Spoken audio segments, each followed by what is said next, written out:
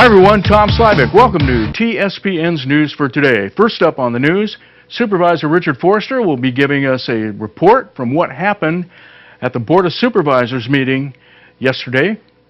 And following that report, I'll be talking to Rand Hugget, who's on Highway 49 and 88, and he's painting a mural to welcome people to Jackson. So stay with us. We'll be right back after this break. You're watching Amador County's #1 news and sports leader, TSPN. From the shores of Lake Comanche and Lake Pardee to the scenic vineyards, historic small towns, and rolling hills, come see what Amador County has to offer. Amador County. Explore. Discover. Save the date, May 10th, for the 3rd Annual Senior Citizen Beauty Pageant at the Jackson Rancheria Casino Resort Grand Oak Ballroom to benefit Meals on Wheels. If you have low income and assets, you may qualify for help with some of your Medicare costs from one or more of the following programs. Medi-Cal, known as California's Medicaid programs, pays for certain care Medicare doesn't, and helps pay the cost sharing for the benefits and services Medicare does cover. MSPs, Medicare savings programs, also pay for some of Medicare's cost sharing, such as the Medicare B monthly premium. Medicare's Part D has extra help with prescription drug costs. It may be available as well. Sound complicated? Let HICAP help you through the Medicare MAID. Call HICAP today for free assistance. I'm Steve Cranston, the Cadillac GM factory trained technician. I'm Justin Nelson. I'm the Ford diesel specialist. I'm Tom Burns, Toyota factory trained hybrid specialist. I'm Jason King, Toyota Ford specialist. And I'm Robert Hahn, Ford factory trained. Together with my wife Christy, we own and operate Robert Hahn's Automotive, where we stand for service, quality, and affordability. Factory trained, ASE certified. From a routine maintenance to an engine overhaul, at Robert Hahn's Automotive, you can be assured we have the best of the best working on your vehicle. It's National Volunteer Week at Sutter Amador Hospital from April 6th through the 12th. The Sutter Hospital Auxiliary members volunteer their time to a variety of areas throughout the hospital, whether it be providing refreshments to waiting families or walking a patient to a procedure. The time they volunteer positively touches the lives of many of our county members. Join us in thanking our volunteers for the exceptional service they provide to our patients and their friends and family. Sutter Amador Hospital, we plus you. You're watching Amador County's local television network, TSPN. And the Supervisor Richard Forrester with your Board of Supervisors report from April 8, 2014. Starting off the meeting today, did have one thing under public comments that I want to mention here, that Supervisor Ted Novelli, running for re-election in District 3, has 2 opponents, but he is having numerous signs being either stolen or painted over. I think he's had 9 signs that have been affected in the last about week. And I just want to put the word out to people to report that if you see it, but should not be part of our politicking process. I'm not insinuating his opponents are doing anything, because the same thing could happen to them, but it's just some hooligans out there that have the wrong idea about politics, and if you see that kind of activity, please report it, whether it's Mr. Novelli or any other candidate, because it should not be part of our process, especially here in Amador County. Talking about the issues of our meeting, the board discussed an early retirement incentive program for the county. As people know from past discussions, we do have a structural deficit of about $600,000 in the county. This is just because we're not seeing that big recovery that the rest of the country is seeing, and I think that's kind of a falsehood anyway. I don't think that big recovery is out there. A lot of it is incentive driven by monies that are coming in from the federal government. But Amador County is not seeing the increase in income taxes, the increase in property taxes. Might come around in a while, but historically we lag the urban areas in recovery. So what we need is to make up about that $600,000 in our budget. Early retirement incentive program is one way to do it. The average eligibility for workers are about that $12,000 level. What the program entails is $1,000 per year of service that will go into a health savings account. That health savings account can be used for things like insurance premiums, co-pays, direct costs involved with insurance. It cannot be used for anything else. The difference between this and the last early retirement program is no vacation payout or sick leave time would be put into that health savings account. Under the IRS guidelines, that cannot happen. But, you know, this is a big deal because an employee, let's say, that has worked 10 years for the county, let's make it easy, they would have $12,000 in that health savings account tax-free. That money could be used for any of those health costs in the future, and the employee would get to retire, go off into the sunset, and have a good time. So hopefully some employees will take advantage of this program. They must begin their retirement no later than July 15th, and this would be for employees that are vested at 5 years and 50 years old. I guess if you're less than 50, you could pay a penalty and be involved in that also. But at this point, it was successful last time. We'll see what happens with the county. But it is a big deal, that health savings account, tax-free. The other big issue that came up, Phase 2, MS4 stormwater permits. This is a new requirement coming down from our Regional Water Quality Control Board. This is one of the regulations that Heather and I were talking about earlier. This is going to cause a big problem for the county because we have a $600,000 structural deficit, and here we come with another program for the state that's going to run in the neighborhood of $7,000 to $14,000 to administer. That's the first year. The second year, when you have to do testing, will take it up to $87,000 to $95,000 to run this program.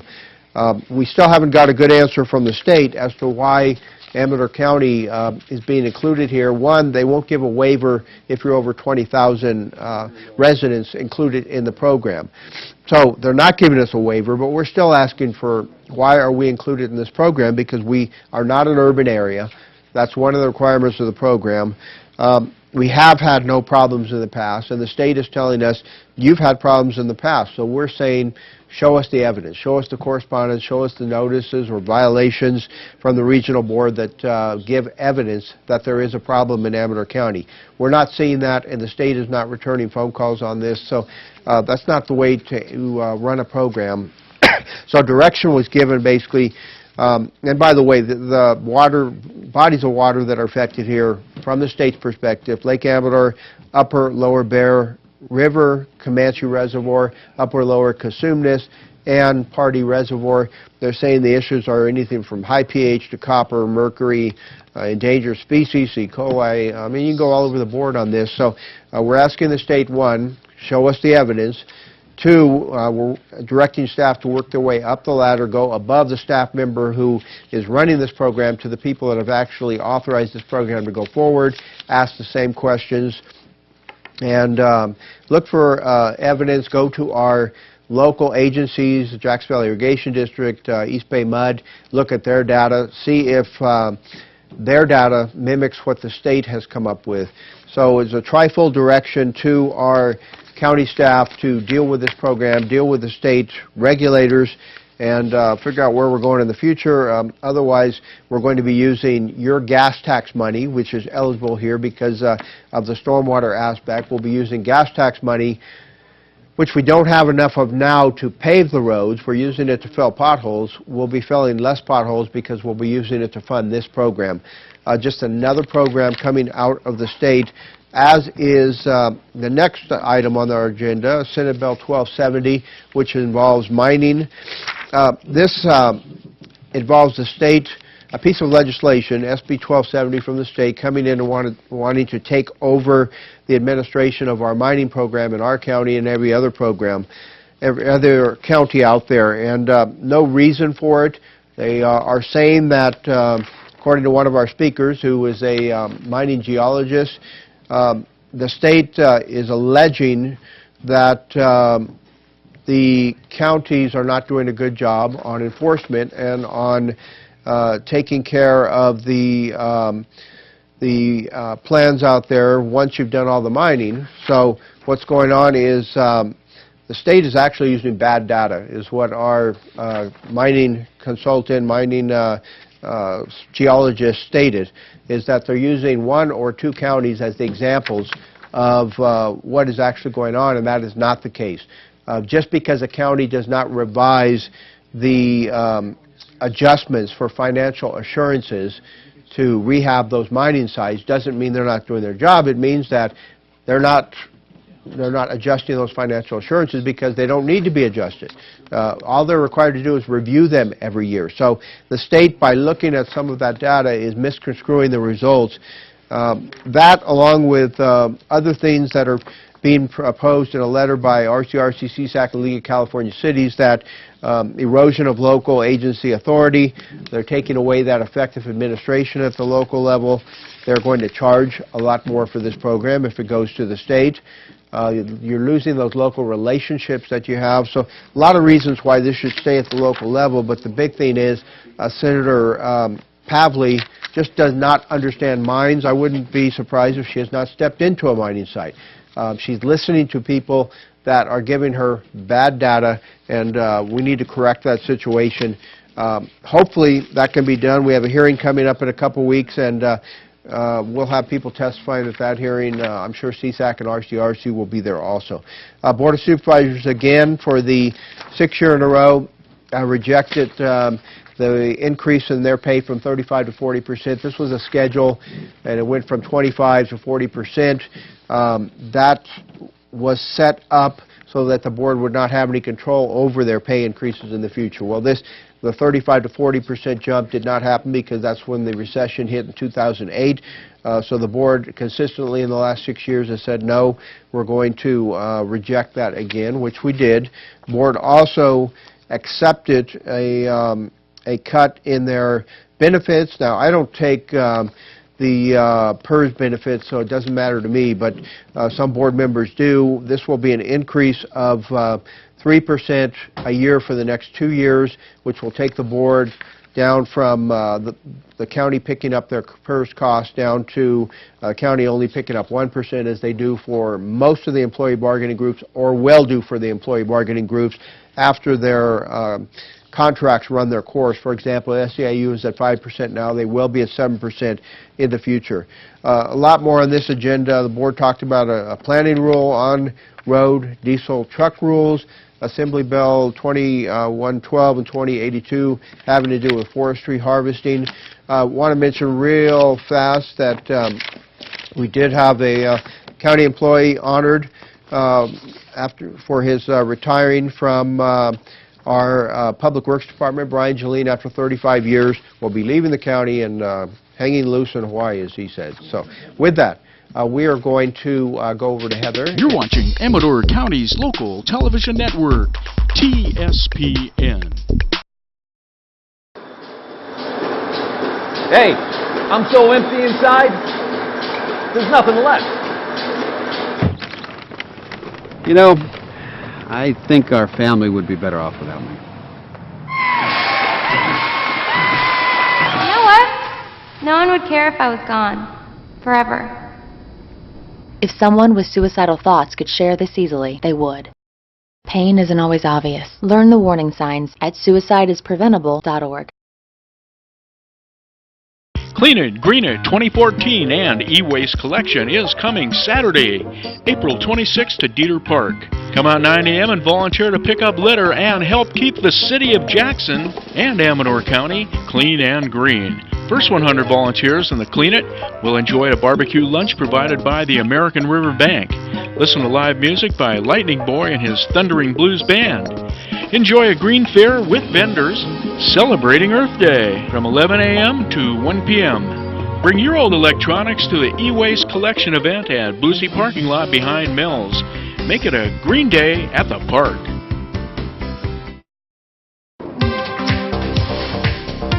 Hi, Josh. I was just thinking about calling you. That's why I'm here, Deanne. Your smart system alerted me that you were down to 30%. This smart system is a time saver in summer or winter. And the best part is it's totally free and saves you money with every fill-up.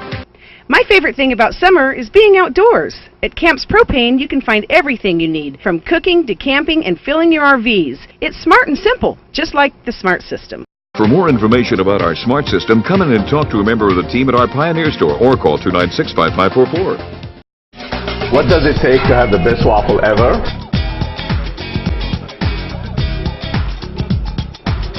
Well, it certainly takes the best food, the friendliest staff, and a friendly atmosphere.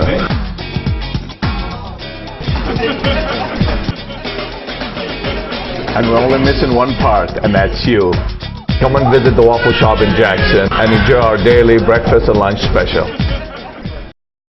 It's spring cleanout time. Let Sierra Hearth and Home give your pond or waterfall a fresh start to the summer months. Call 223-4007 today.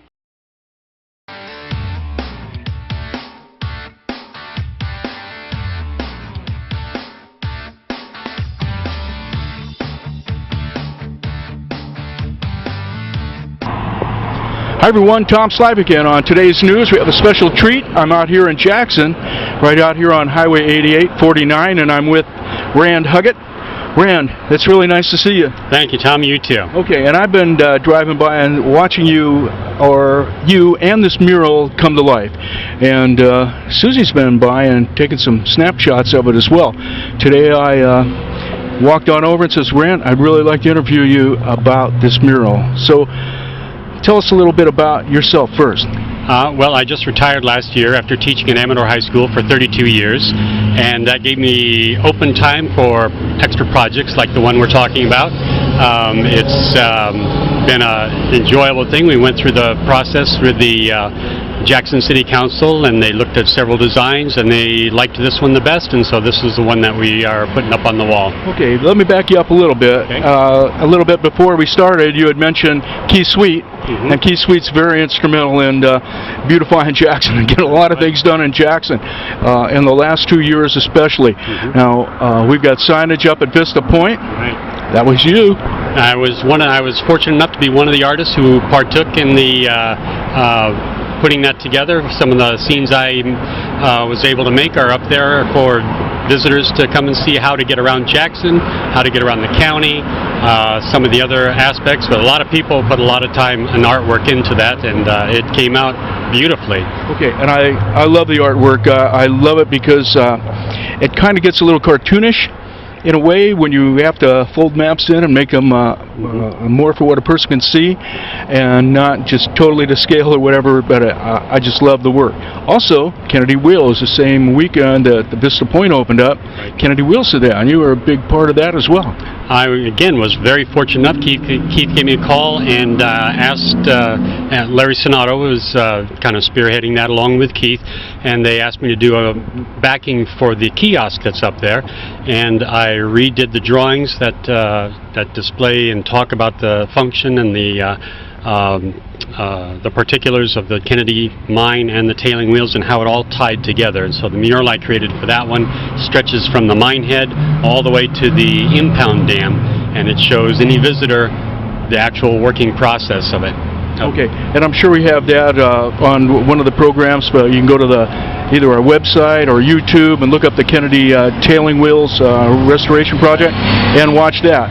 Now, you had mentioned you're a teacher. Yes. Art teacher. Wonderful job. I loved my job for the past 32 years, but it was time to move on and give a younger person the job. I think where I was coming from, whenever I've talked to people about the Kennedy tailing wheels or even about Jackson, you want to get an idea of what it looked like maybe a little bit ago, I'd say, you know, you have to go down to cost less. Yeah, we did a big mural. I had terrific art students. I was blessed to have these great students who just were energetic and excited about learning, and so we put together another large mural of the Jackson Valley, kind of showing the valley from the Martel Railroad all the way to the Butte Store, I believe, is in that also. So it just gives a big panorama. We have a little bit of time, so while we're talking a little bit about art and the students, I'm going to roll that. It's probably already rolling, the B-roll from that. So what was it like being a teacher for all those years? Greatest thing in the world. You know, if you can choose a vocation to do, that was a great one. There's always, every day is a new day, and something different's going to happen.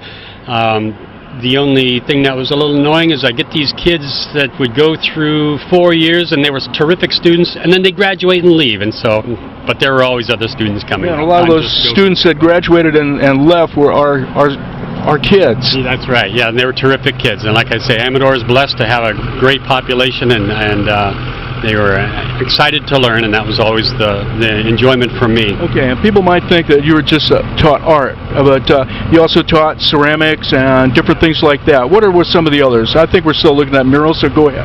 Well, I did the yearbook for 9 years, back in the 80s to the early 90s, and the 75th edition I'm very proud of. We did a lot of history aspects to that. I also taught English and history way back in the early days of my teaching career. So I did a little photography as well on top of that, so I have had a nice variety of things to do, and like I said, it was always something new going on every day. Okay, we're going to step this way a little bit. Susie, why don't you go ahead and just take a look at that big J. This is where we're starting off on a big mural of Jackson. Also, we're going to have Sue moving around and talking more about that. Now, I know you've got your plan, so we're going to come back to that in a moment. In fact, let's walk towards Sue so she doesn't have to wobble as much, and keep that camera a little bit. Boy, Susie's up close now. That the Jackson City Council decided that they would like to see, and it's kind of a classic look for the old postcard type of look for different towns.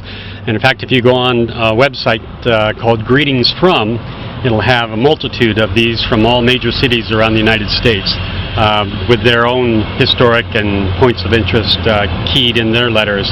So this is, again, historic aspects of Jackson, where the confluence of the three creeks come together. The Brown House, which is our county museum. Just up the street there a little bit. Exactly. And let me slow you down just a little bit. So the museum was just reopened as well. That same weekend we just opened up a lot of history, and I believe the museum is probably open on the weekends now that we're into the warmer weather.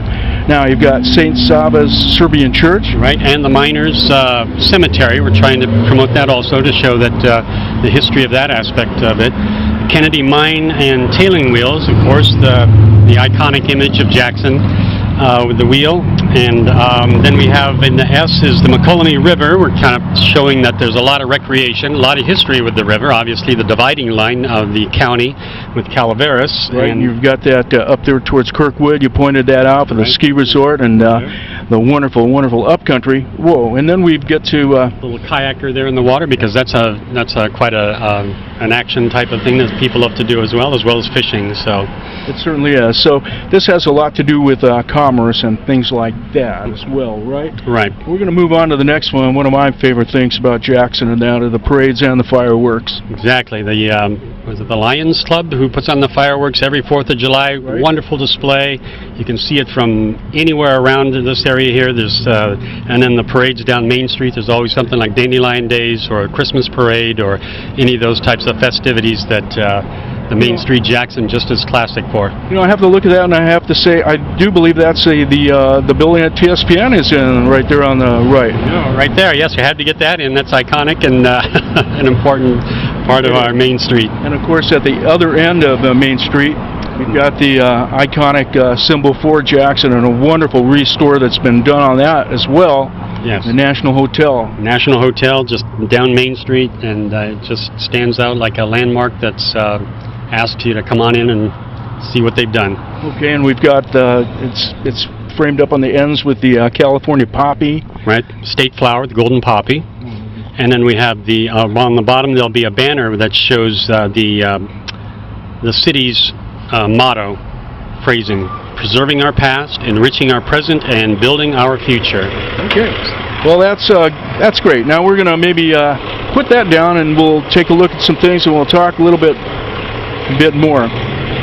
So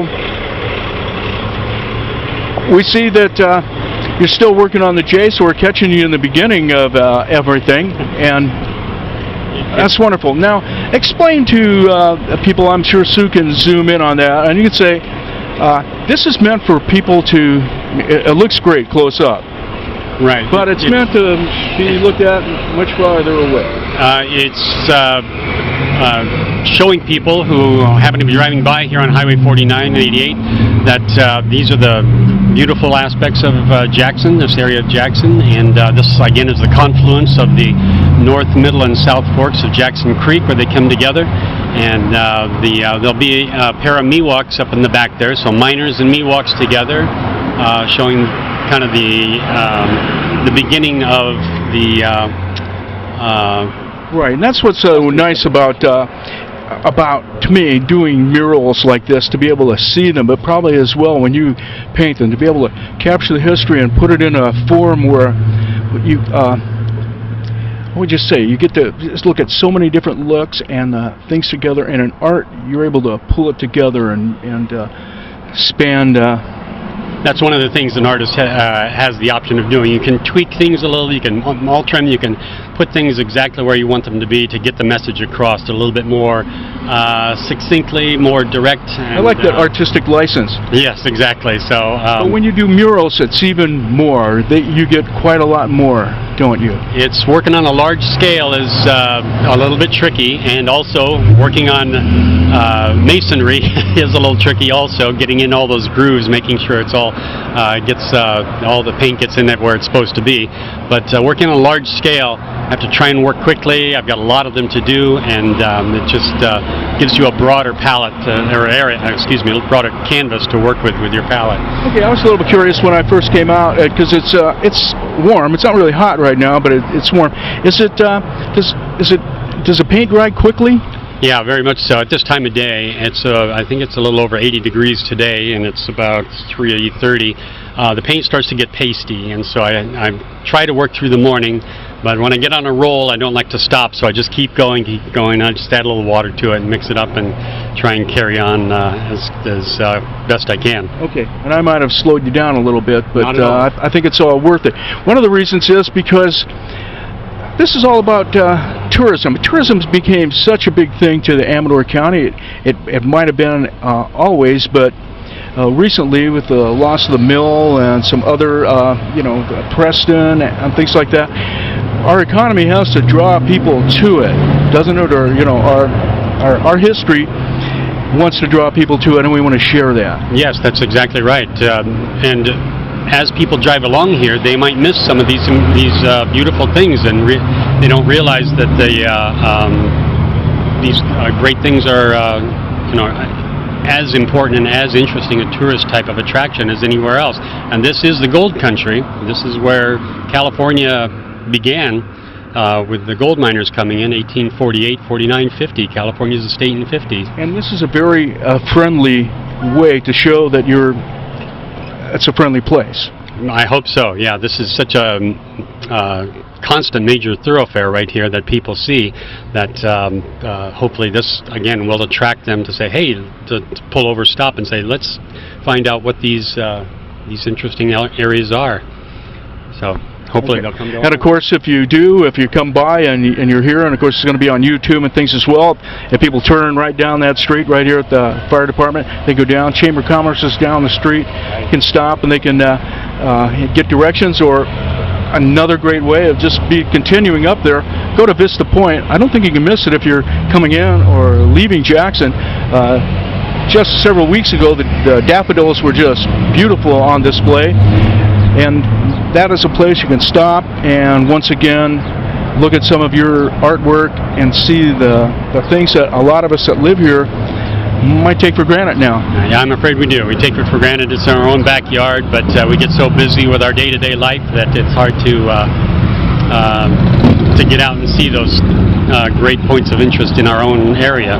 Okay, once again, Tom Slivick out here on Highway 88 and 49, right outside of Jackson and on the side of Jackson's firehouse. Rand Hugget, one of our great artists here from Amador County, and we've got a lot of them. We are blessed to have so many terrific artists in this county. We certainly do. And you're going to be able to enjoy his artwork right here on a mural for years and years to come. Once again, Tom Slivick, thanks for watching TSPN's News, and Rand, I really want to thank you for the interview. Thank you, Tom. I appreciate it. All right. And thanks for watching TSPN's News. We'll see you again next time.